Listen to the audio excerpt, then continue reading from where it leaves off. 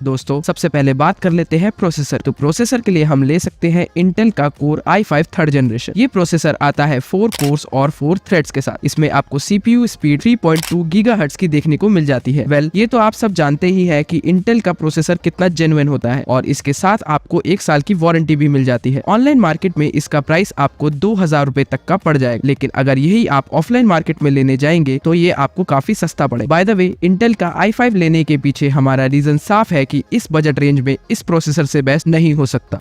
तो next component है motherboard. तो जो मदरबोर्ड हमने लिया है वो हमारे प्रोसेसर के लिए सबसे ज्यादा कंपैटिबल है। वो है Zebronics का H61 जो कि 1155 सॉकेट के साथ आता है। ये जो मदरबोर्ड है वो हमारे प्रोसेसर के लिए सबसे ज्यादा अच्छा है। ये थोड़ा पुराना तो है और हो सकता है आपको सारे सॉकेट्स ना मिले, लेकिन ये काफी ज्यादा सही है। ऑनलाइन मार्केट में इसका प्राइस आपको 2200 रुपए से 2400 रुपए तक का पड़ेगा, लेकिन वही ऑफलाइन में आपको 2000 रुपए के अंदर में मिल जाएगा। जैसा आपको ठीक लगे आप वैसा ही कर सकते हैं। नेक्स्ट कंपोनेंट जो हम यूज करेंगे वो है ग्राफिक कार्ड। तो दोस्तों आप सोच रहे होंगे कि 10K में ग्राफिक कार्ड कैसे, पर अगर आप ठीक से बजट मैनेज कर सके तो 10K में भी ग्राफिक कार्ड लग सकता है। इसलिए हम लेंगे Nvidia का GTX 680 ग्राफिक कार्ड। वैसे ये है तो थोड़ा पुराना और शायद मिलता भी नहीं, लेकिन अपने जमाने में ये फ्लैगशिप हुआ करता था। आप इसे ऑफलाइन मार्केट में आराम से ले सकते हैं, जो कि आपको 3300 रुपए तक का पड़ेगा। आप इसका रिप्लेसमेंट भी ले सकते हैं जो कि गीगाबाइट का GeForce GT 710 है और ये भी आपको ऑफलाइन मार्केट में 3300 रुपए तक का मिल जाएगा, लेकिन अगर आप इसे ऑनलाइन लेना चाहें तो आपको 3700 रुपए तक का पड़ेगा।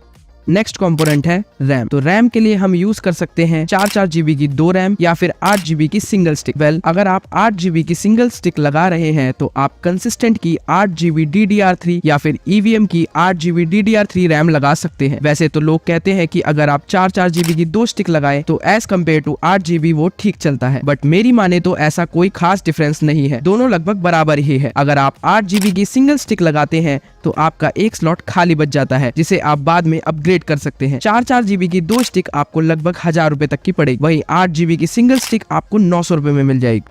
अगला कंपोनेंट है स्टोरेज। तो स्टोरेज के लिए मेरी रिकमेंडेशन है कि आप Zebronics का 256 GB SATA SSD लगाएं। ये SSD आपको ऑनलाइन बड़े आराम से 1200 रुपए तक की मिल जाएगी और यही SSD ऑफलाइन 1000 रुपए तक आराम से मिल जाएगी। और अगर आप चाहते हैं कि थोड़ा और सस्ता ले तो आपको कंसिस्टेंट का 256 GB SSD ऑनलाइन 1000 रुपए तक का मिल जाएगा, जिसे आप ऑफलाइन 800 रुपए में परचेज कर सकते हैं। हम सबको पता है कि SSD ज्यादा फास्ट है एज कम्पेयर टू HDD, तो इसलिए पैसा कितने भी लगे SSD ही सही ऑप्शन रहेगा। पर अगर आप स्टोरेज में कॉम्प्रोमाइज कर सकते हैं तो आप 500 GB की HDD लगा सकते हैं, जो कि आपको ऑनलाइन 800 रुपए और ऑफलाइन 600 रुपए तक का मिल जाएगा।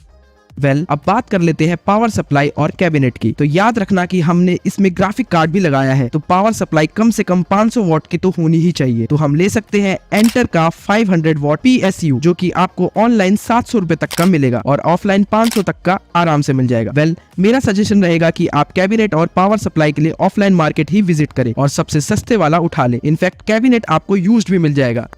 अगर आपको सबका प्राइस कॉम्पोजिशन बताऊं तो प्रोसेसर ऑनलाइन आपको 2000 रुपए का मिलेगा और ऑफलाइन 1700। मदरबोर्ड ये आपको ऑनलाइन 2200 रुपए से लेकर 2400 तक का मिलेगा, वही ऑफलाइन आपको 2000 रुपए से कम में मिल जाएगा। ग्राफिक कार्ड भी आपको नया वाला ऑनलाइन 3600 का मिलेगा, जो आप ऑफलाइन मार्केट में 3200 तक का उठा सकते हैं। रैम आपको 8 GB सिंगल स्टिक 900 रुपए की पड़ेगी और ऑफलाइन मार्केट में लगभग इतना ही रेट पड़ेगा। स्टोरेज SSD ऑनलाइन आपको 1000 से 1200 रुपए तक की मिलेगी, वही ऑफलाइन मार्केट में 800 से 900 रुपए से आराम से जाएगी। अगर वही आप HDD लेना चाहते हैं तो 800 रुपए में मिलेगी, जो आप ऑफलाइन 600 रुपए में उठा सकते हैं। PSU के लिए जैसे मैंने आपको बताया कि जितना सस्ता हो सके आप ले सकते हैं।